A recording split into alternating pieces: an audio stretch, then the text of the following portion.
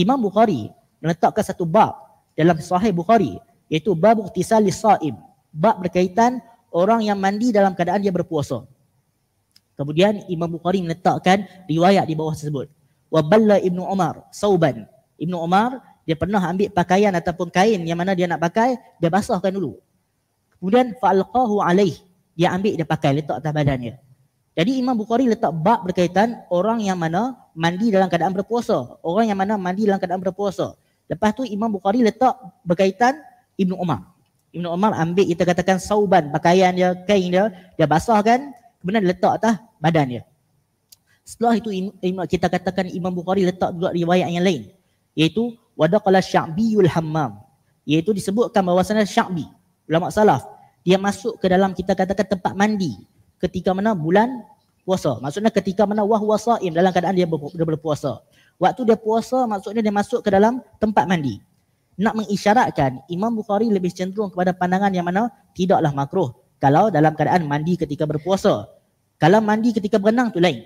Berenang waktu mandi atau berselam itu perbahasan lain, tak tepi. Yang kita sebutkan ni mandi yang biasa. Macam kita ambil ayak letak atas kepala, itu yang disebutkan ini.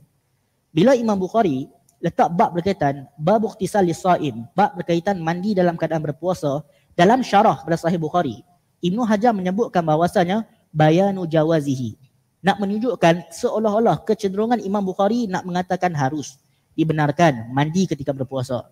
Cuma kita katakan kalau waktu puasa ni, kalau kita mandi kita pergi buka mulut telan, itu batal lah, itu lain.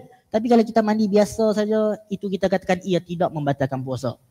Yang kemungkinan besar dapat membatalkan puasa kalau mandi dalam keadaan kita berenang tu, pergi kat sungai, pergi kat kolam, itu ada kemungkinan besar terbatal sebab kita katakan boleh masuk air yang banyak dalam rongga kita, dalam manfas maftuh, ruang rongga terbuka. Jadi sebab itulah kalau kita mandi kita katakan pergi berenang, itu makruh. Tetapi kalau kita mandi dalam keadaan berenang tersebut sampai pergi telan air semua masuk mulut, itu dapat menyebabkan batal. Okey, jadi berkaitan bab kita mandi ni kita katakan kecenderungan Imam Bukhari bila berpandangan tidak makruh kalau mandi dalam keadaan ketika berpuasa. Adapun yang mana para fuqaha memakruhkan, itu kita sebutkan dalam keadaan berenang ataupun dia pergi kat sungai ke kat kolam, itu dimakruhkan oleh para fuqaha seperti disebutkan dalam kitab At-Taqrir As-Sadidah.